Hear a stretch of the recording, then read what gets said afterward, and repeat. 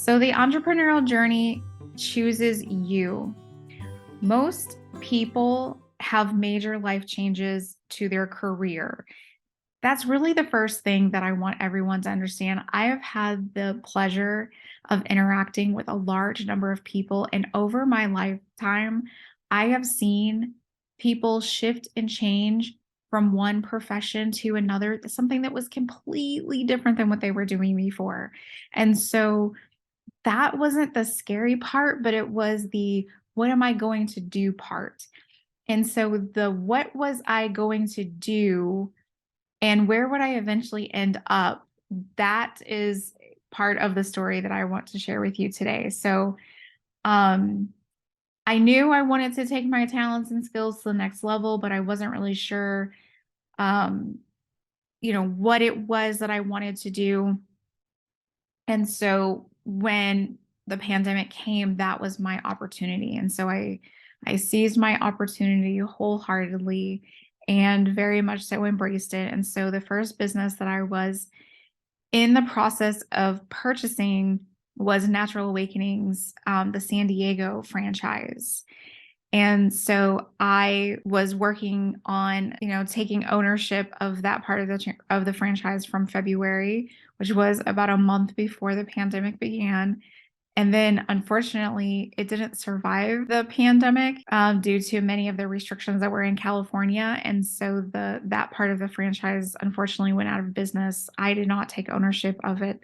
Thank goodness it had went out of business before I had the ability to take ownership of it.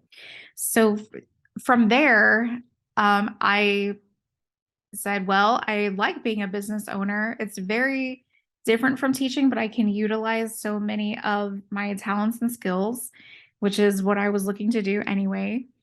And during that time, I jumped into a lot of meetups and met a lot of small business owners and just started networking and doing a lot of different types of networking and meeting a lot of different types of business owners and what it is that they do and what's their niche and what are they good at. And what I found was a ton of creativity. It was a whole new world of creativity and art and how people were expressing themselves and how they were supporting themselves from that. I essentially went around and just met all of these people. And then I found someone who was a part of an MLM. And I said, yeah, sure. Why not?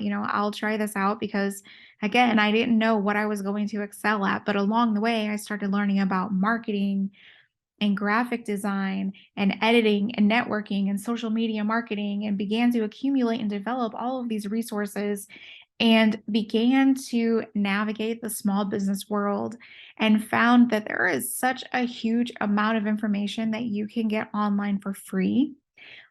Many of the major marketing firms, they all have YouTube channels that you can learn from. And so that's essentially what I started doing. I was approached by someone who said, "Hey, you're a teacher. Can you do online curriculum?" And so I said, "Yeah, I can." And then I became a vice president of that company through the work and the efforts that I did. And so, how to develop large scale programs and mentor and train other professionals. At that time, I was training and mentoring doctors and nurses. And I sharpened my mentoring skills through that. And then I learned, things like back end operations, creating contracts, website design, how to manage small teams. I learned a multitude of a multitude of marketing techniques and strategies, including affiliate marketing. I learned how to open like an online store. I took my skills that I learned from running the magazine, which was graphic design, advertising, editing, networking, social media marketing.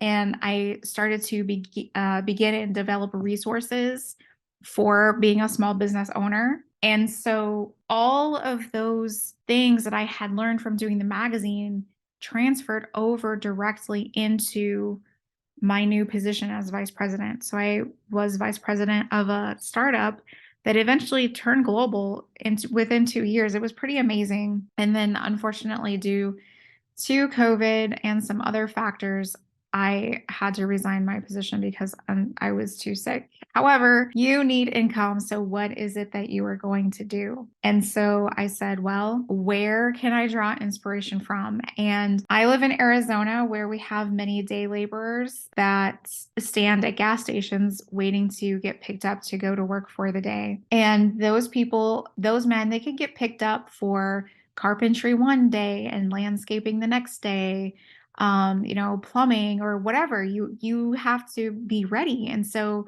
the more skills you have, then you can get picked up by everyone potentially that drives up and is looking for a particular type of person to do a particular type of job. And so I said, you know what? I am going to have that be my inspiration. I am going to pull together all of my marketable skills, what I had created already, along with my love of supporting and nurturing others and the teaching and mentoring part. I said, that's what I'm going to do to create my business. And so I worked while I was sick and started creating some materials. And as my health improved, I was able to sit up and build my website, design my logo and all of these different types of things. And so, this has been a major part of my journey that really came into my life and chose me. I was,